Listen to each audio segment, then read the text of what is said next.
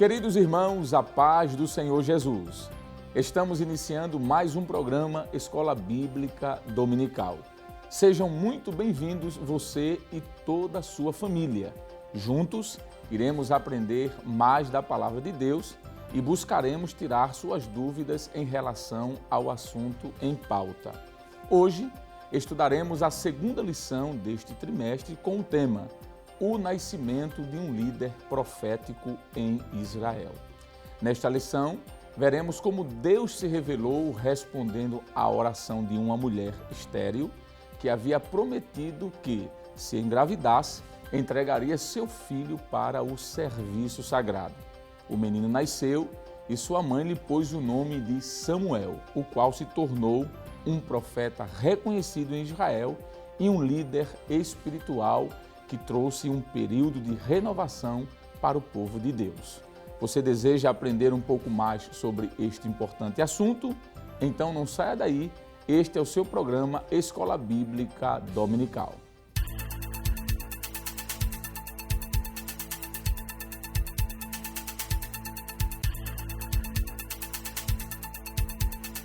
O texto áureo nos diz: E sucedeu que, passando algum tempo, Ana concebeu e teve um filho, e chamou o seu nome de Samuel, porque dizia ela: O tenho pedido ao Senhor. Primeiro livro de Samuel, capítulo 1, versículo de número 20. A verdade prática da lição nos diz: o surgimento de pessoas vocacionadas como Samuel pode ser o resultado da oração, consagração e ensino dos pais no lar. O objetivo desta lição é exortar que a família pode ser o ambiente propício para que Deus levante pessoas para a sua obra. Já os objetivos específicos são três. Primeiro, elucidar o ambiente familiar de Samuel. Segundo, esclarecer que Samuel foi fruto de oração. E terceiro e último, expor a dedicação de Samuel. A leitura bíblica em classe para a lição de hoje está escrito no primeiro livro de Samuel, capítulo 1, versos de número 20 a 28. Acompanhe conosco. E sucedeu que, passando algum tempo, Ana concebeu e teve um filho, e chamou o seu nome Samuel, porque dizia ela: O tenho pedido ao Senhor. E subiu aquele homem, Eucana, com toda a sua casa, a sacrificar ao Senhor o sacrifício anual e a cumprir o seu voto. Porém Ana não subiu, mas disse ao seu marido: Quando o menino for desmamado, então o levarei para que apareça perante o Senhor e lá fique para sempre. E Eucana, seu marido, lhe disse: Faze o que bem te parecer a teus olhos, fica até que o desmames. Tão somente confirme o Senhor a sua palavra. Assim ficou a mulher e deu leite a seu filho até que o desmamou.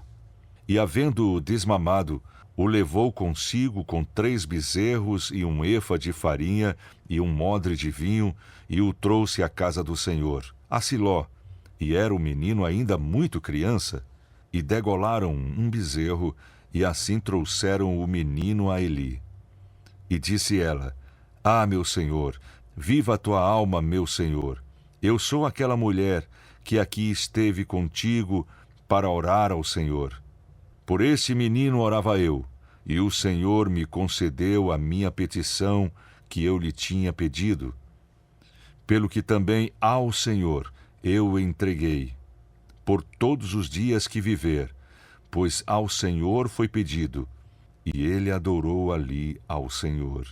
Para comentar a lição de hoje, contamos mais uma vez com a participação do presbítero e professor Jonatas Zeder. Paz do Senhor, professor. Amém. Professor e presbítero Alessandro Barreto. Amém. Contamos também mais uma vez com a participação do auxiliar e professor Jonas Santana. Paz do Senhor, professor. Paz do Senhor, presbítero, irmão Alessandro e professor. Amém. Amém. Muito bem, estamos iniciando aí a segunda lição, que vai tratar sobre a história de um dos grandes personagens do livro de 1 Samuel e também 2 Samuel. E esse personagem, que é o próprio Samuel, tem um destaque muito importante na história de Israel, porque ele é um divisor de águas. Perfeito. Samuel vai marcar um período histórico importante no decorrer da história deste povo, que é o povo de Israel. E quando nós começamos essa lição, falando sobre o nascimento deste líder profético, como diz o título da própria lição, que é Samuel. Acredito, professor Jonatas Eder e Jonas Santana, que é preciso trazermos aqui, mesmo que rapidamente, uma explicação sobre o significado do nome deste homem, não é? Samuel.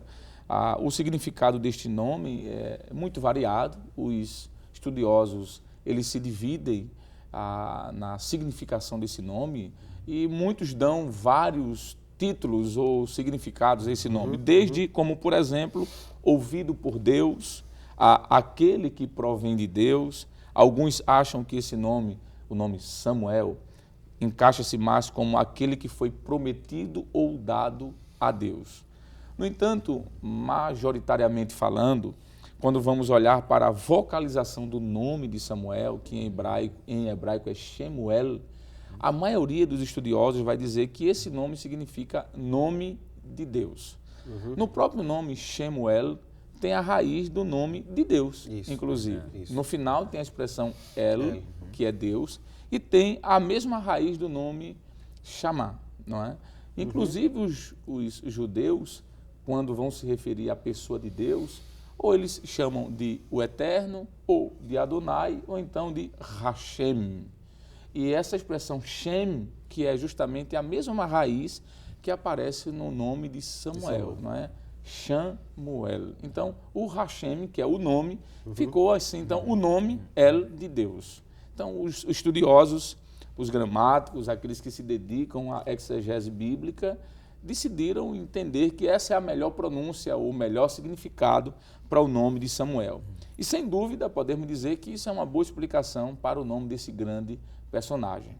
Sendo assim, eu penso, professor Jonas Santana, que é interessante iniciarmos falando um pouquinho sobre o local do nascimento de Samuel, onde ele nasceu, onde ele viveu e até mesmo onde ele foi sepultado. Parece-nos que quando nós olhamos para o texto sagrado, o local de seu nascimento, de sua vida, de sua morte e até sepultamento é na mesma cidade.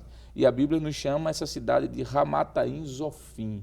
O que é que a gente pode falar? Um aparato rápido, mas também substancial sobre o local de nascimento de Samuel. O local, professor, acho que, antes de tudo, fazer uma citação do texto bíblico, né? Que é 1 Samuel, pedir permissão ao Senhor, no primeiro livro de Samuel, capítulo 1, versículo 1, que aparece justamente a cidade, Ramataim Zofim. E também nós temos ainda no capítulo 7, versículo 17 do livro de Samuel, também que mostra justamente a cidade. É bom mencionar que essa é a primeira vez que essa palavra aparece, essa cidade, né?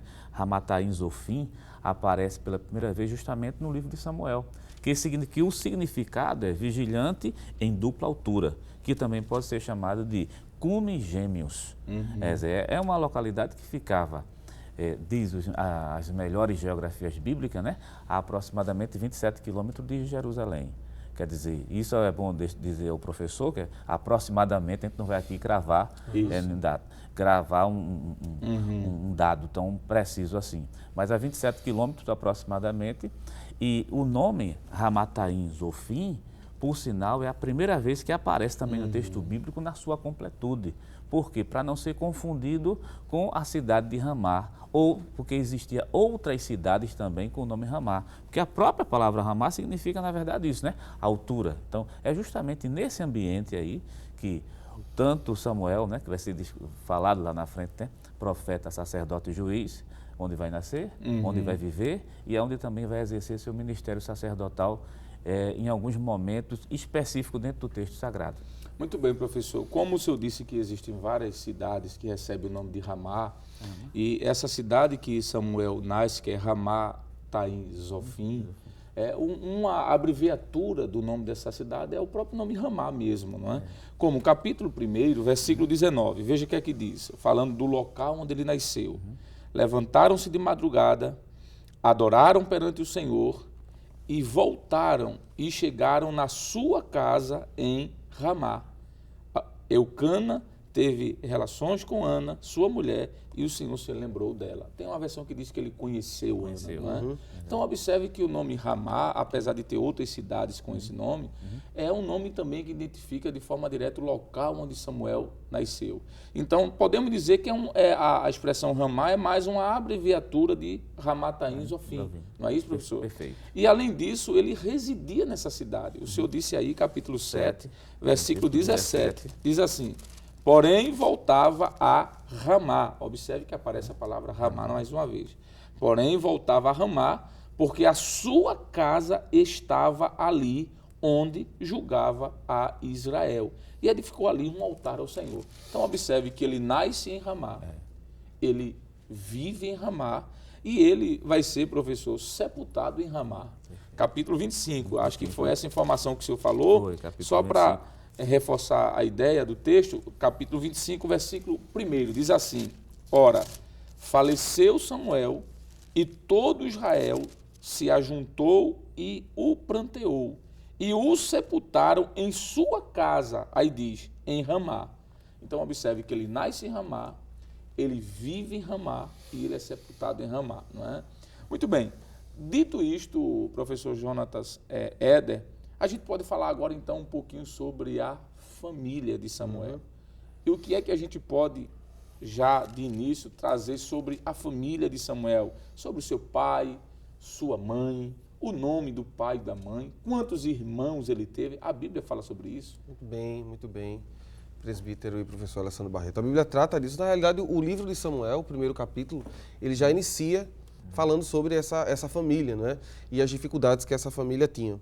A princípio é apresentado no capítulo 1 do primeiro livro de Samuel, e o verso 1 diz de onde veio, né, a cidade, e diz o nome do pai dele, né, que chama Eucana.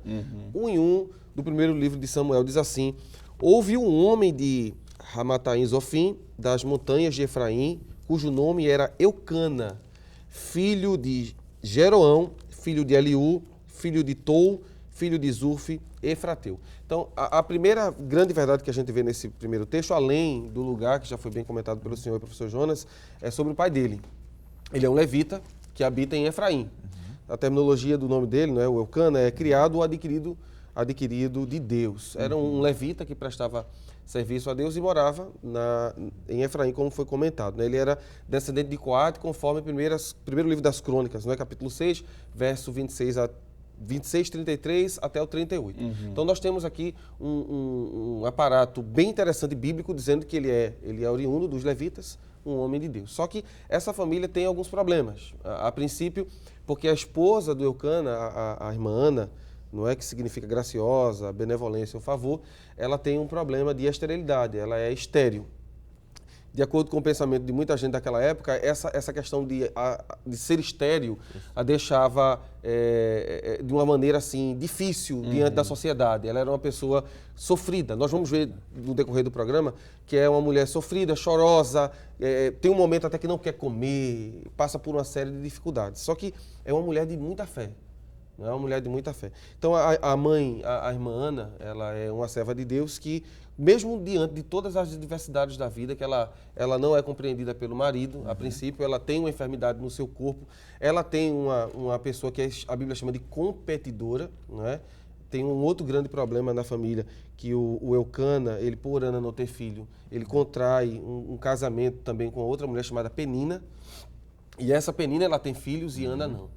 Então, o enredo da história parece muito com um drama a princípio, não é? É contado da parte de vista do Eucana, que tem a esposa Ana, que tem um problema de esterilidade, porém tem um outro relacionamento com essa mulher chamada Penina, que tem filhos e Ana não tem. Só que a beleza do texto, professor, é que as dificuldades de Ana não a levam para distante de Deus, pelo contrário, né? Nós vamos ver que a leva para mais perto de Deus, e esse mais perto faz com que ela faça o voto e aconteça a bênção que é Samuel, que a gente vai ter tempo de tratar. Muito bem. Então, além desse enredo que o senhor trouxe aqui, ficou claro na palavra do professor Jonatas Éder que o pai de Samuel, ele era um coatita. Isso. E só para lembrar aqui aos nossos queridos telespectadores, de que quando nós falamos de a tribo de Levi, nós temos pelo menos 3 nomes importantes dos filhos de Levi, né? Isso. Os coatitas, os meraritas e os gersonitas, esses 3 filhos vão ser responsáveis pela manutenção do templo,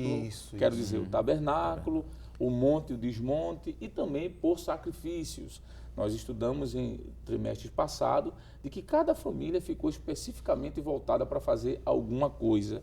E é interessante notar também aqui que quando o Senhor diz isso, que ele era ele era oriundo dos levitas, o Senhor citou aqui 1 Crônicas, capítulo 6, versos 66, 33 e também 34. Então, isso já vai nos abrir daqui a pouco porta para um outro assunto que veremos mais na frente. E só para terminar, professor Jonas, algumas pessoas acreditam, professor Jonas Zé, eu queria que o senhor falasse rapidamente sobre isso ainda, de que Ana teve 7 filhos, baseado no cântico, não é? Do capítulo 2 de 1 Samuel, versículo 5, quando ela diz assim: os que eram fartos se alugam por pão e deixam de ter fome os que eram famintos. Aí diz, até a estéril tem 7 filhos, e a que tinha muitos filhos enfraquece. Será que Ana teve 7 filhos mesmo ou não? Quantos filhos ela teve? Ou isso aqui é apenas uma poesia, porque 7 fala de algo perfeito. Completo. O senhor já descreveu com grande prioridade essa questão. Veja, Ana está louvando, claro, ela está louvando quando recebe Samuel. Então, ela está louvando, ela exalta o Senhor de uma forma sublime aqui. Esse texto é maravilhoso, né? A minha alma engrandece ao Senhor, a minha boca se delatou sobre os meus inimigos. É um louvor maravilhoso. Só que dentro desse aspecto que ela está louvando ao Senhor, ela vai dizer assim, não, teve 7 filhos, no sentido pleno, porque 7 dentro do costume judaico é o número pleno, porque foi nesse período que Deus criou o mundo e todas as questões. Porém, a Bíblia diz quantos filhos, Ana teve, não é? Do capítulo 2, verso 21. É interessante nós lermos esse texto, né? 2 e 21 do primeiro livro do profeta Samuel diz assim: visitou, pois, o Senhor a Ana e concebeu, e teve 3 filhos e 2 filhas. E o jovem Samuel crescia diante do Senhor. Então, somando Samuel com as 2 filhas e os 3 filhos, ela teve 6 e não 7. Muito bem. Nós temos ainda alguns minutos, professor Jonas Santana, e eu queria falar um pouquinho sobre essa linhagem aí de Samuel, porque a gente deu uma rápida fala aqui sobre essa linhagem sacerdotal, ou arônica, ou levítica, talvez seja melhor. O que é que o senhor pode acrescentar sobre isso? Primeiro livro, né? Primeiro livro de Crônica, professor, capítulo 6 e o versículo 22 até o versículo número 30. Só para a gente ganhar tempo, vou ler, que o nosso tempo já está bem curto. Mas mostra Samuel como sendo da tribo dos coatitas. Como o senhor mesmo mencionou, o que é que a Bíblia Sagrada mostra? Que os levitas foram divididos de acordo com os seus principais representantes. Coate, Merari e Gerson. No caso, você tem uma série de descendentes ali dentro. Elcana, por sua vez, ele pertencia à 4ª geração dos coatitas. De maneira que nós podemos falar que Samuel era da descendência levita, em outras palavras, Samuel era um levita. Isso por sinal, vai tirar muitas dúvidas quando for trabalhado no próximo bloco a questão de Samuel enquanto sacerdote. Isso, o ofício, né? O ofício enquanto sacerdote. Mas o primeiro livro de Crônicas, capítulo 6, versículo 66, até o versículo 34, 33 e 34, né? Mostram Samuel, justamente a família Samuel, dentro dessa lista dos coatitas. Então, a gente pode firmar, de acordo com o texto bíblico, ele era, sim, um levita. Além disso, Miqueias, capítulo 5, versículo 2, que fala de Belém Efrata, ou melhor, Belém, que estava justamente na região de Efraim. Quer dizer, como o senhor mencionou, o presbítero irmão Jonatas mencionou, que no caso Elcana estava realmente... Ele morava em Efraim, mas ele era levita. Ele é levita, mas morava em Efraim. Perfeito, Quer dizer, existia assim, na verdade, uma relação, uma proximidade entre os povos. Quer dizer, é um coatita, é um levita, por sua vez, morando na região, de Efraim. Muito bem. Existem outros textos, só para corroborar ainda mais com a sua fala, professor, que fala sobre Belém, sendo também chamado de Efrata, não é? Perfeito. Gênesis, capítulo de número 36, versículo 15, como também Ruth, capítulo 4, versículo 11, e Miqueias, capítulo 5, versículo 2. Então, ficou claro aqui de que tanto Samuel como seu pai eram levitas, claro, filhos de Coate, mas eram levitas, e estavam ali na cidade de Efrata, que também é chamada de Belém Efrata. Nós estamos concluindo esse primeiro módulo, mas daqui a alguns instantes nós retornaremos com o seu programa Escola Bíblica Dominical.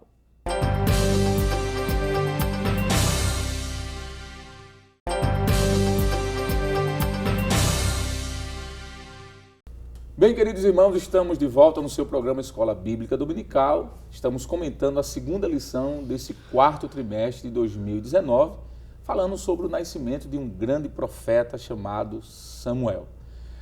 Professor Jonatas Eder, nós iniciamos falando sobre profeta. Isso. Então, nós podemos falar de um tríplice ofício de Samuel.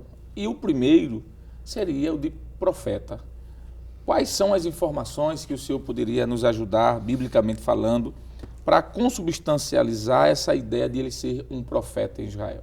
Muito bem, presbítero Alessandro e os irmãos que estão em casa nos assistindo, não é? O tríplice ministério do profeta Samuel, ele inicia com essa questão profética, não é? Que a gente vai trabalhar, não a questão do profetismo hoje, porque será algo da lição 3, mas é importante a gente salientar, citar o que aconteceu na vida dele como profeta. Então, a primeira vez que a gente vê ele atuar como profeta, professor, é no capítulo 3. O capítulo 3, do verso 1 ao verso 18, vai trabalhar aquela cena bem complicada, não é? Dos filhos de Eli, que são rebeldes. Deus envia um primeiro profeta lá. Ele não ouve, não é? Isso está no capítulo 2, verso 27 até o 36. Deus alerta Eli, dizendo, olha, teus filhos têm feito isso, faça alguma coisa. O tempo passou e Eli não fez nada. Não fez nada. Aí no capítulo 3, Deus aparece, não é, novamente, desce lá, e ele não procura mais Eli, ele procura Samuel. Samuel não tem ainda, a gente vai ver isso mais pra frente, não tem ainda intimidade suficiente com Deus para saber discernir entre a voz de Deus e a voz de Eli. Acho muito bonito isso. Deus fala num tom, não é, de liderança para Samuel. Samuel vai diretamente para o líder, ele acha que é o líder que está chamando. Quando vai lá, a gente conhece a história 3 vezes, não era ele que estava chamando, Eli também não estava compreendendo ainda, até a terceira vez. Na terceira vez ele diz assim, é o Senhor que está te chamando. Então, quando ele chamar novamente, você vai dizer, fala Senhor, porque o teu servo ouve. Nessa cena, fala Senhor, que o teu servo ouve, Deus diz a Samuel o que já tinha dito a Eli. E a partir do verso 15 do capítulo 3, que eu só vou ler esses 4 textos para a gente ganhar o tempo, não é? Abra sua Bíblia em casa, não é? Primeiro livro do profeta Samuel, capítulo 3, do verso 15 ao 18.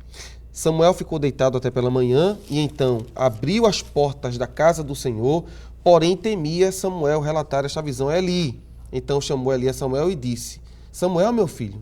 E disse ele, eis-me aqui. E ele disse, que palavra é a que te falou? Peço-te que, mas não me encubras. Assim, Deus te faça e outro tanto se me encobrires alguma palavra de todas as palavras que te falou. Então Samuel lhe contou todas aquelas palavras e nada lhe encobriu. E disse ele, é o Senhor, faça o que bem parecer aos seus olhos. Então nós já vamos ver aqui, mesmo ele ainda sendo uma criança, um pré-adolescente, um adolescente, não é? A gente não sabe a idade específica dele aqui, ele ainda é muito jovem ainda. A prova é que ele não tem tanto conhecimento sobre Deus ainda. Então, mesmo assim, ele já entrega uma mensagem profética para o Eli. Outros 2 casos muito interessantes é o que ele faz como profeta, no quesito até de unção de reis. Né? Que isso vai ficar estabelecido a partir daqui, porque o primeiro rei de Israel será ungido, que é Saul, por ele mesmo. Né? Então, primeiro livro de Samuel, capítulo 10, verso 1, nós vamos ver ele ungindo Saul. Isso. E no capítulo 16, do verso 13, do primeiro livro de Samuel, lembrando, a gente sempre está tratando do primeiro livro, né? Ele estará ungindo também a Davi. No capítulo 13, acontece um fato muito curioso e interessante, que é uma questão que nós vamos debater mais para frente, sobre um dos momentos que ele repreende Saul, porque Saul desobedeceu uma ordem, não é? Ele dá a ordem a Saul para que ele espere para que ofereça sacrifício, que a gente vai tratar mais para frente. Só que no versículo 13 desse capítulo diz assim, 13 e 13 do primeiro livro de Samuel. Então disse Samuel a Saul, agiste neciamente e não guardastes o mandamento que o Senhor teu Deus te ordenou, porque agora o Senhor teria confirmado o teu reino sobre Israel para sempre. O verso 14 ainda é mais enfático, isso aqui é profético. Porém agora, não subsistirá o teu reino. Já tem buscado o Senhor para si um homem segundo o seu coração e já lhe tem ordenado o Senhor que seja chefe sobre o seu povo, porquanto não guardastes o que o Senhor te ordenou. Observe que é algo muito forte, não é? E é exatamente essa manifestação profética que a gente vai encontrar em boa parte do Antigo Testamento. Os profetas, ele instigando o rei, não é? Instigando as autoridades. E por fim, a gente poderia mostrar também ele lá no primeiro livro das Crônicas, não é? Um texto que a gente estava comentando aqui no intervalo. Primeiro livro das Crônicas, 29 e 29. Diz assim a palavra do Senhor. Os atos, pois, do rei Davi, assim os primeiros como os últimos, eis que estão escritas. Aí diz assim, nas crônicas de Samuel, o vidente, não é? Um dos termos no Antigo Testamento para profeta, não é? É vidente. E nas crônicas do profeta Natã e nas crônicas de Gade, o vidente. Então, ele é colocado junto com Natã, que a gente conhece, que é profeta, aquele que vai repreender Davi. Ele é colocado junto com Gade e o termo utilizado aqui como vidente dá evidência disso, professor Barreto. Muito bom. Então, observe que nessa fala do professor Jonas, ficou claro aqui pelo menos 3 momentos da vida profética de Samuel. Perfeito. Ele como jovem, com 12 anos aproximadamente, Isso. Deus já chama ele e diz, você vai entregar uma mensagem profética. E o mais difícil foi que ele foi entregar uma mensagem profética para Eli. E o senhor me fez lembrar algo, ele não consegue dormir. Ele Ele recebe aquela Isso, mensagem. isso é o princípio de respeito. Ele não não é? consegue dormir. Porque ele sabia que ele recebe estava... a palavra. Isso, professor. Isso é o princípio de respeito, porque ele sabia que ele era o seu líder. Perfeito. Então, por mais que ele tivesse tido algum tipo de falha, ele tinha receio de como se dirigir. Uhum. Mas veja, um momento profético na infância. Aí o senhor citou aqui o momento em que ele vai ungir Saul e Davi, no capítulo 10, Saul, e no capítulo 16, Davi. É um momento de maturidade adulta. E o senhor terminou citando agora 1 Crônicas 29, quando ele já está velho. Perfeito. Então, observe que a vida dele foi de profeta. Glória a Deus por isso. Samuel foi um profeta. Glória a Deus. Professor Jonas Santana, nós podemos dizer que, além de profeta, ele foi juiz de Israel? Com certeza, professor, porque além de o texto sagrado mostra isso, né? Primeiro livro de Samuel, capítulo 7, para colaborar e fundamentar justamente essa afirmativa que Samuel foi realmente juiz em Israel. Primeiro livro de Samuel, capítulo 7, o versículo 15, versículo 15 e o versículo, até o versículo 17, né? Diz assim um texto, e Samuel julgou a Israel todos os dias da sua vida, e ia de ano em ano e rodeava Betel e Gilgal e Mispa, e julgava Israel em todos aqueles lugares.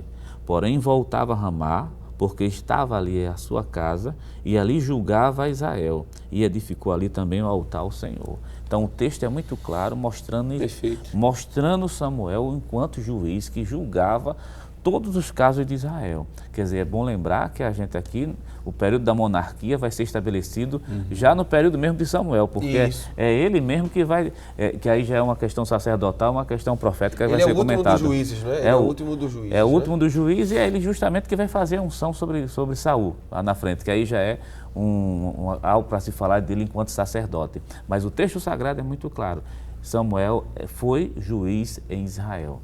Muito bem, então fica claro aqui pelo menos 2 ofícios. Ficou muito claro, bem esposado, bem apresentado. Samuel como profeta e Samuel como juiz. Isso. Mas um terceiro, por que não dizer ofício de Samuel, é um pouco discutido entre os teólogos, que é o ofício de Samuel como sacerdote. Há um grupo de teólogos que concordam, há um grupo de teólogos que não concordam, mas aqui nós vamos citar e ficar com o autor da lição, pastor comentarista da lição desse trimestre, e com outros teóricos, como, por exemplo, Norman Champlin, Roy Zuck, não é? D.L. Moody, a Donald C. Stamps, que é o comentarista da Bíblia Pentecostal. Por que não citar outros mais como Barclay, que é um grande comentarista bíblico? Todos esses vão dizer que Samuel, além de ser profeta e juiz, Samuel também exerceu o ministério de sacerdote. E quando nós olhamos para a Bíblia, nós podemos ver uma informação interessante. Capítulo de número 2 de Samuel, versículo de número 18. Eu vou ler aqui na versão atualizada, que diz assim: Samuel, porém, ministrava perante o Senhor, sendo ainda menino, e diz, vestido de uma estola sacerdotal de linho. Observe que a versão corrigida não traz esse detalhe. Éfode, né? Que é a mesma coisa, né? Traz a palavra éfode. Mas quando nós olhamos para a versão atualizada ou até contemporânea, ela diz que ele vestia uma estola sacerdotal de linho. E significa dizer, então, de que para ele estar usando isso, isso gera uma indicação de um futuro, vou usar o nome, ministério que ele exerceria. Perfeito. É claro que só a partir dos 30 anos é que o homem era considerado um sacerdote. Mas o fato dele, com aproximadamente 12 anos, estar usando isso já é uma indicação da sua chamada sacerdotal. É significativo dizermos também o que alguns estudiosos nos dizem, de que a estola de linho, essa estola ou esse éfode que Samuel estava utilizando, era uma estola usada por sacerdotes. Nós temos aqui o livro de 1 Samuel, capítulo de número 22. Vamos ver esse texto, versículo 18, diz assim: Então o rei ordenou a Doeg: vira-te e arremete contra os sacerdotes. Então se virou Doeg e o edomeu, e arremeteu contra os sacerdotes, e matou naquele dia 85 homens que vestiam uma estola sacerdotal. A mesma terminologia utilizada lá. A mesma terminação que a expressão me'il, é a mesma expressão que aparece com Samuel. Perfeito. Nós temos outro texto que podemos citar, que é 2 Samuel, capítulo 6, versículo de número 14. Diz assim a palavra de Deus: O carro veio ao campo de Josué, o belemita, quer dizer, o betessemita, e parou ali, ao lado de uma grande pedra. E fenderam-se de madeira o carro e ofereceram-se ali vacas ao Senhor em holocaustos. Observe que está se falando aqui de oferecimento, de sacrifício, e apenas alguém que exercia esse ministério poderia fazer isso, poderia fazer os sacrifícios. Nós temos aqui outras informações que eu gostaria de dizer. Por exemplo, quero fazer uma citação ipsiliteris aqui de D.L. Moody. Ele diz assim, que no capítulo de número 2, vamos voltar lá mais uma vez, capítulo 2 de Samuel, agora no versículo de número 19, diz assim: Sua mãe, a mãe de Samuel, lhe fazia uma túnica pequena, e de ano em ano lhe trazia, quando seu marido subia para oferecer sacrifício anual. Observe que no versículo 18 ele fala de um éfode, de uma estola sacerdotal, e no versículo seguinte fala que a mãe de Samuel fazia ali uma túnica. A ideia Moody diz o seguinte, que essa túnica, que é também o nome Me'il, que aparece no hebraico, poderia ser feita pela mãe do sacerdote. E quem é que faz essa túnica para Samuel? É a irmã. A sua mãe, Ana, não é?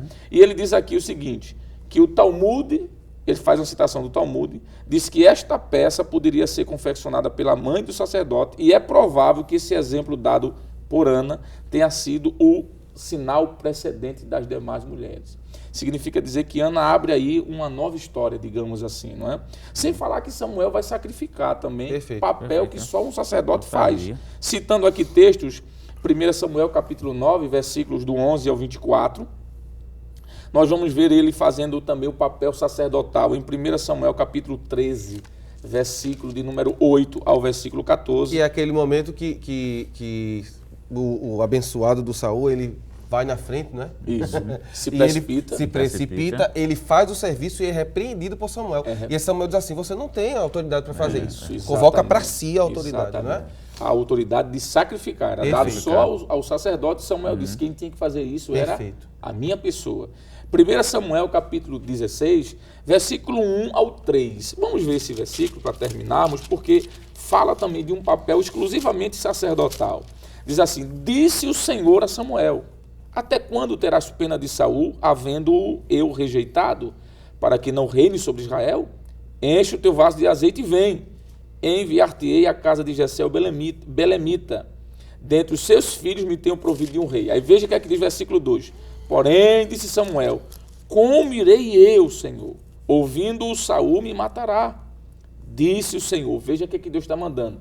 Deus vai mandar Samuel fazer um exercício sacerdotal. Glória a Deus. Verdade. Toma contigo um novilho e diz, vim para sacrificar ao Senhor. Isso é lindo. Esse texto não tem como negar. A gente sabe que existe uma discussão se ele era sacerdote ou não, mas esse texto podemos citar outros. 1 Samuel capítulo 10, versículo 17 ao 27, capítulo 12, versículo do 1 ao 25, mostra claramente papéis únicos e exclusivos de um sacerdote. E por que não dizer 1 Crônicas, primeiro livro das Crônicas de Reis de Israel, capítulo 9, versículo 22, quando ele faz a escolha dos porteiros para o templo.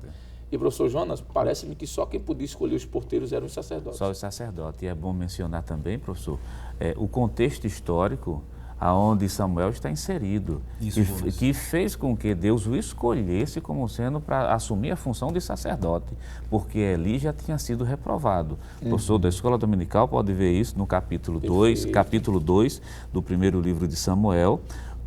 O capítulo 2 por completo é melhor, tem alguns versículos específicos, né? Mas podemos citar capítulo 2 e o versículo número 22, capítulo 2 do primeiro livro de Samuel, versículo número 29, capítulo 3 do primeiro livro de Samuel e o versículo 13. Esses são versículos específicos que mostram que está sendo removido um sacerdócio e outra pessoa está sendo escolhida para ser sacerdote. E se o senhor me permitir, sim, professor, tem um versículo no capítulo 3 que eu acho que sintetiza tudo que o professor Jonas falou. Capítulo 3, observe o que é dito no versículo de número 10 em diante, né? Então veio o Senhor a ele e esteve e o chamou, como das outras vezes, Samuel, e disse Samuel, fala, porque o teu servo ouve. E disse o Senhor a Samuel, eis que vou eu a fazer uma coisa em Israel, a qual todo o que ouvir lhe tiram as orelhas. Quando eu leio esse texto, eu li o versículo 10 e 11, me parece que Deus está dizendo, eu vou fazer algo que as pessoas não estão acostumadas, quando elas vão ouvir isso. E o capítulo 2, quando aquele primeiro profeta aparece, não é? E ele vai falar para Eli, e Eli não ouve, verso 30, veja o que diz a Bíblia no capítulo 2, verso 30. Portanto, diz o Senhor Deus de Israel, na verdade, tinha dito eu que a tua casa e a casa de teu pai andariam diante de mim perpetuamente. Porém, agora, diz o Senhor, longe de mim tal coisa, porque aos que me honram honrarei, porém, os que me desprezam serão envelhecidos. Vamos ler ainda o versículo de número 35. E eu suscitarei para mim um sacerdote fiel, que procederá segundo o meu coração e a minha alma, e eu lhe edificarei uma casa firme e andará sempre diante do meu ungido. É claro que a gente está entendendo aqui o seguinte, Deus vai exterminar literalmente a família de Eli e ele vai colocar uma outra família sacerdotal, que é a de Zadok, posteriormente, para assumir isso aqui. Mas enquanto esse período entre a família de Eli sai e a família de Zadok aparece, é Samuel que exerce o ministério sacerdotal. Então sim, professor, o senhor está correto, Samuel foi sim um sacerdote. Muito bem, então fica aí a dica, nós terminamos esse segundo bloco, mas não saia daí, já voltamos com o seu programa Escola Bíblica Dominical.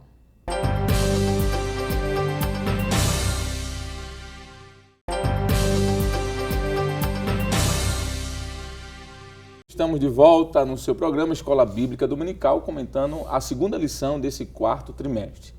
A presbítero Jonatas Eder. Nós falamos já bastante sobre Samuel, mas acredito que também, professor Jonas, é importante falarmos sobre 3 fases aí na vida de Samuel que é bastante importante, não é? Há quem, inclusive, de forma didática, fale sobre 3 momentos em que ele foi, de alguma forma, consagrado, alguém prefere o nome dedicado ao Senhor. E a primeira fase dessa consagração é antes, inclusive, dele nascer. A Bíblia nos mostra que a sua mãe o dedicou mesmo antes de estar grávida, não é? Capítulo 2 de primeiro livro de Samuel, versículo de número 11 diz, quero corrigir, capítulo 1, versículo 11, e fez um voto dizendo, ó Senhor dos exércitos, se benignamente atentares para a aflição da tua serva, e de mim te lembrares, e da tua serva não te esqueceres, mas a tua serva deres um filho, ao Senhor o darei por todos os dias da sua vida, e sobre a sua cabeça não passará navalha. Aqui é interessante porque ela não estava nem gestante ainda, mas ela já estava fazendo um voto. Glória a Deus. E esse voto, professor Éder, que Ana vai fazer, é o voto de nazireado. Isso. O que é que a gente pode comentar rapidamente sobre esse voto, professor? Porque a Bíblia nos mostra de que existe este voto, inclusive em outros personagens, como, por exemplo, Juízes capítulo 13, não é isso? Que é o Sansão, né? Não é isso? O que é que a gente pode comentar sobre isso? O nazireado, conforme o senhor já falou, não é? A ideia do nazireu é aquele que é dedicado para o Senhor. Isso. E aí existiam algumas pessoas que eram dedicadas por um tempo. Porém, Samuel, no próprio contexto levantado pelo Senhor, a ideia de que ele seria consagrado ao Senhor por sua vida inteira. Ele Perfeito. serviria ao Senhor. Agora, a beleza que o Senhor levantou em relação a essa questão de Samuel é que ele é dedicado muito criança ainda, mesmo antes de ter sido nascido. Não é? Ela recebeu aquela palavra profética posteriormente, mas ela está orando ao Senhor, dizendo: Senhor, se o Senhor me der, eu lhe darei para que ele lhe sirva por todos os dias.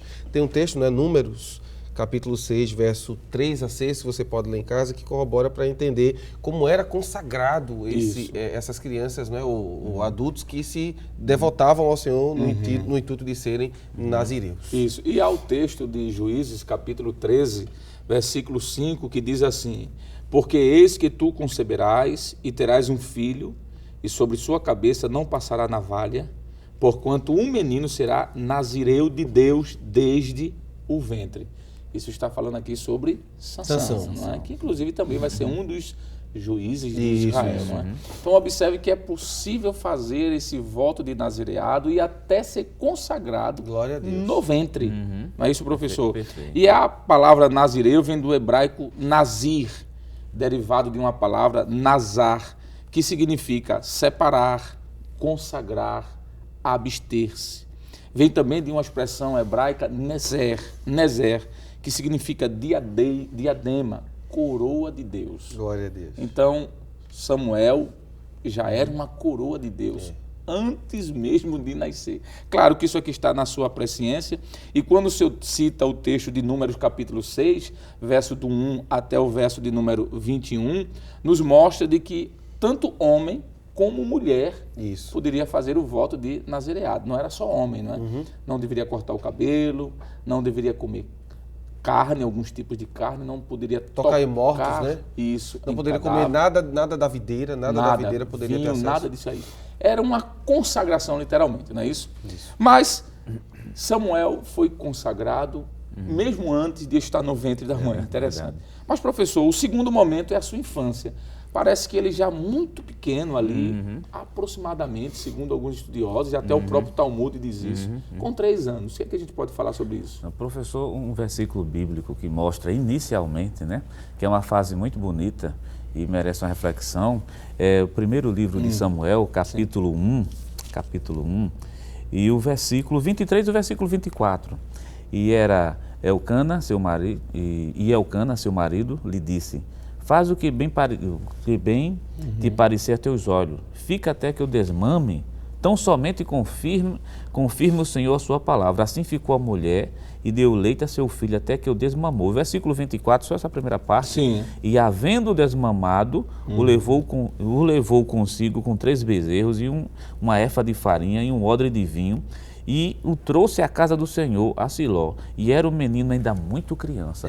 Possivelmente, como diz Talmud, né? É bom deixar claro, e até o autor da lição vai falar, que Samuel foi desmamado a partir dos 3 anos de idade, que desmamar não é simplesmente porque a criança esteja mamando, é simplesmente quando ele é desligado de sua mãe.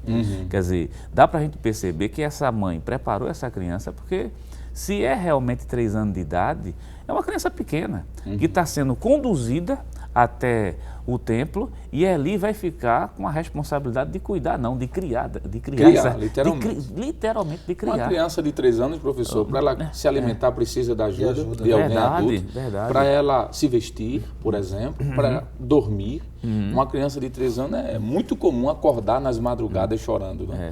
Eu tive o privilégio, Deus me deu condições de ter 4 filhas, e as experiências que eu tive foi de acordar diversas vezes. Então eu sei o que é isso. Então 3 anos de idade, que coisa tremenda. A mãe levar a criança com 3 anos e dizer, é do Senhor. E do Senhor. E é bom mencionar, logo no primeiro bloco do programa, o presbítero irmão Jonathan Zed mencionou a questão do drama familiar que envolvia o nascimento dessa criança. Agora imagine que Samuel é uma criança desejada, uma criança que se orou muito, e depois que você obtém aquela bênção, agora te estou devolvendo para ti, Jesus. Estou te dando novamente para ser usado dentro da tua casa. Isso é uma coisa que é realmente impressionante, esse dar. E Deus se responsabiliza. E os bolsos da superintendência, professor Alessandro, que frisou muito bem, porque a gente foca esse caso de Ana, né? Ana entregando a criança, mas isso não foi feito sem o consentimento do pai. Isso. Do pai. Por O isso, senhor leu o texto aí, né? o pai disse Porque assim... o senhor citou agora, permite interpelá-lo, Pois não. mas Números, capítulo 30, diz que se uma mulher fizesse um voto, sem o consentimento do marido, e o marido soubesse depois, ele poderia cancelar esse voto. Perfeito. Está lá em Números, capítulo número 30, mas ele concorda. Concorda, justamente, estava lembrando justamente de Número capítulo 30, Isso. onde mostra que ele podia cancelar, mas ele não cancelou e aquilo não Pelo foi uma... contrário, né? Não, Ele mandou aprovou. honrar a palavra que tinha dado a E Deus. outra coisa, que ele não foi uma atitude isolada dela, quer dizer, houve o consentimento dele. Aí a gente já vê Deus honrando a família, né? Isso. Honrando a família, e a criança, é bom mencionar, né? Tão pequeno, mas bem ensinado, e não se misturou com os pecados dos filhos de Eli. Ô, professor Jonas, o senhor falando aqui, viu, professor Éder? Eu imagino, 3 anos de idade, aquela criança chorando, provavelmente sentindo a falta da sua mãe. Naturalmente, uma criança como essa idade ainda necessita de leite, em alguns casos, né? Aqui no Brasil a gente sabe que isso é muito comum acontecer também. O que se chama-se de mingau, né? Fazer um mingauzinho de leite. Imagine Samuel pegando, vamos contextualizar, uma madeira da época, dizendo, isso aqui é o futuro juiz de Israel, é o futuro profeta de Israel e é o futuro sacerdote de Israel. E alimentar, um privilégio grande, e Deus recompensa dando mais 5 filhos a Ana, não é assim? Perfeito. Professor Éder, o senhor já falou um pouquinho sobre esse assunto, quando o senhor falou ele como profeta. Isso. Mas nós comentamos aqui 3 momentos, só foi dito 2. Primeiro momento, antes dele nascer, ele já é consagrado. Segundo momento, o professor explicou aqui aos 3 anos de idade. Mas o terceiro momento, vamos usar essa expressão consagrar. Claro que aqui não é consagrar no sentido de ministério, como hoje nós entendemos, mas separar, dar ao Senhor, não é?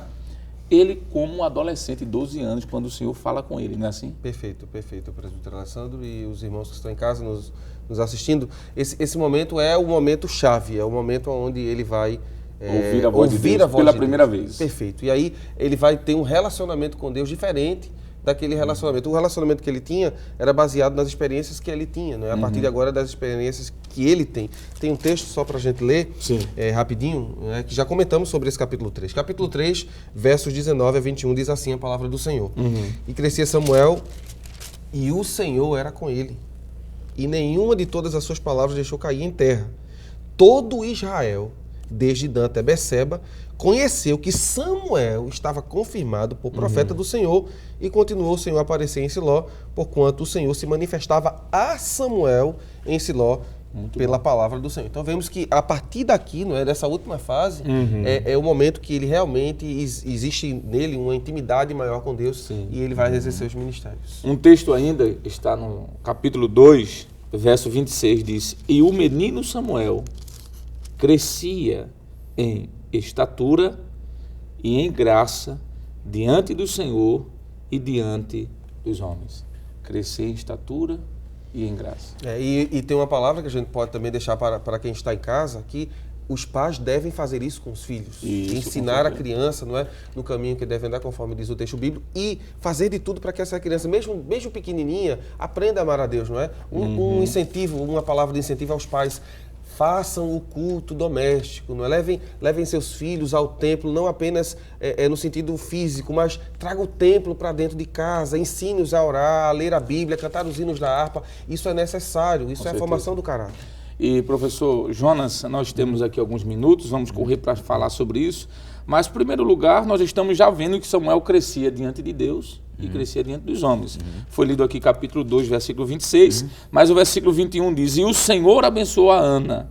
Ela concebeu e deu à luz a 3 filhos e 2 filhas, e o menino Samuel crescia diante do Senhor.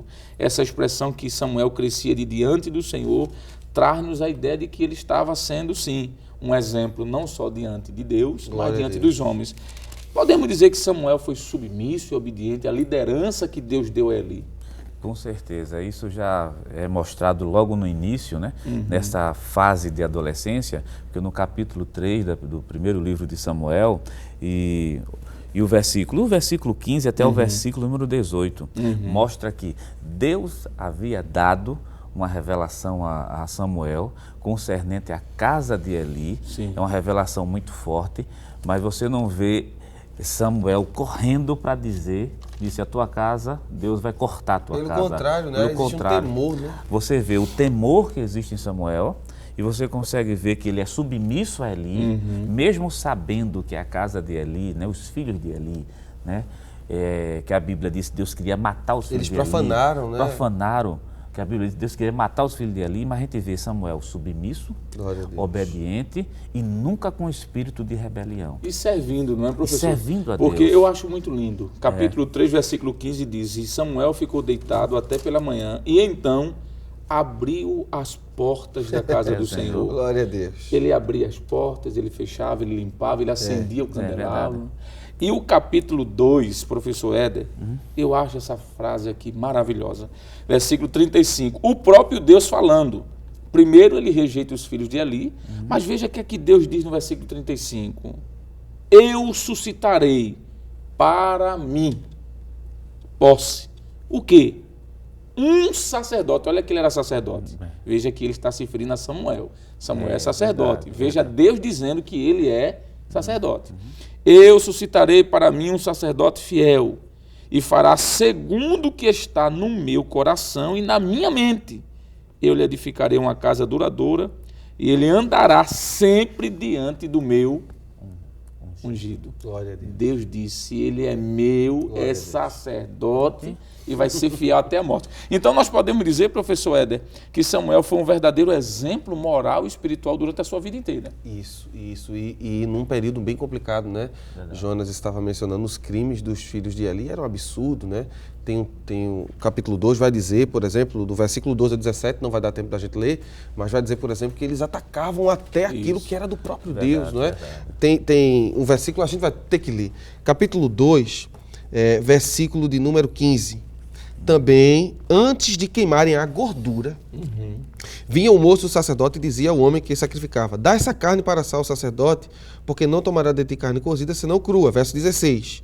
Dizendo-lhe o homem, queime primeiro a gordura de hoje, depois toma para ti, né, quanto te desejar a tua alma. Então ele dizia, não, agora hás de dar, e se não, por força tomarei. E aí no versículo de número 17, Deus diz que realmente eles desprezavam. Então, o contexto de vida de Samuel era de desobediência, não é? Era um contexto de pessoas que estavam se afastando de Deus, e nós vemos que Samuel faz diferente. Ele olha para aquilo ali e por ter ouvido, não é?